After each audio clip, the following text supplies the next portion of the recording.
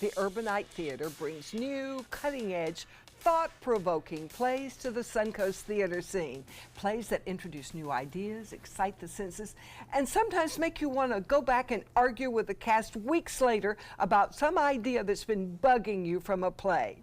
Their latest, Incognito, is getting great reviews, and our co-host, Brendan Reagan, Urbanite Theater's artistic director, is in the play, and joining us from Urbanite Theater and also in Incognito is actor Brooke Benson and Daniel Kelly, who is the director. Welcome, you guys. Thank you. Incognito, what's it about? It is a story that really explores the mysteries of the brain using 3 different storylines, and 2 of them are based on true stories. The really odd, fascinating story of the Princeton pathologist who performed the autopsy on Albert Einstein in the 50s. He actually stole the brain during the autopsy. And so it's that story, 50 years later, traveling with the doctor who performed the autopsy, and then it's interwoven with 2 other storylines. One, which is the real story of the most studied man in science, a patient named H.M., who underwent a experimental brain surgery to relieve himself of seizures. And it did happen to work a little bit, but the side effect was he was unable to create any new memories. So you'd be talking to this individual, and he'd reintroduce himself every 30 to 60 seconds, played by Brendan Reagan. Of course it is. Yeah. Now, there are 4 actors in the show. You play how many characters? 20. Yeah. 20 It's characters? 4 actors, 20 characters, something like 7 different dialects and accents over the course of 50 years. Yeah. It's a show that really is a web of stories and characters, and the playwright really set it up to kind of mimic the behavior of the brain, where you only get bits and pieces of information from each character over time. So as an audience member, you're trying to fill in the blanks and trying to really tease out this story, which is kind of what the brain does. We only get bits and pieces of information, and then the brain kind of fills in the gaps. Now, it's about neuroscience and memory. How do you make that fun and entertaining?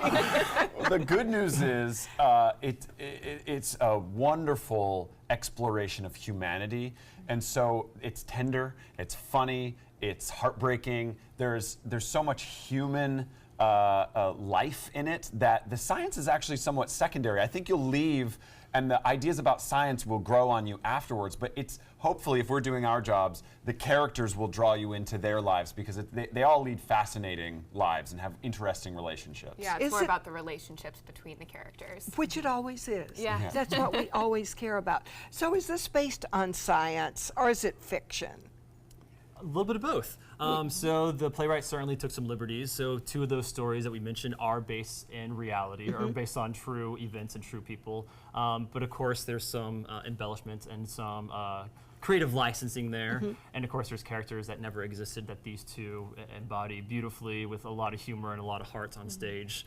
And it's really fascinating to see these 2, because there's no costume changes or anything. It just turns on a dime.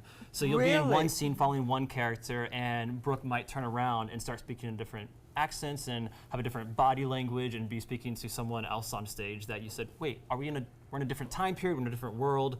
And so it is very quickly moving throughout time, and it's a challenging show, but one that has a lot of rewards at the end. Must challenge you as actors, for sure. Yeah, Yes. it does. You have to use both sides of your brain, the intellectual side and the emotional side. So you're tracking what scene comes next, what dialect you're in, remembering your lines and who you're with in that scene, while then also opening yourself up completely to do a scene with your husband or with a new lover that you have, entered into a relationship with. So Neat. that's Oh, been wow. challenging. I think I'm going to come back and argue with you guys about this. Yes, please Sounds do. like If you one do, of we those. are doing our job right. If you're thinking Good. about it after you leave the theater, then we've succeeded. Well, Incognito is at the Urbanite Theater. It is going to be there through July 8th, so get down and see it. For tickets and information, go to their website, urbanitetheater.com.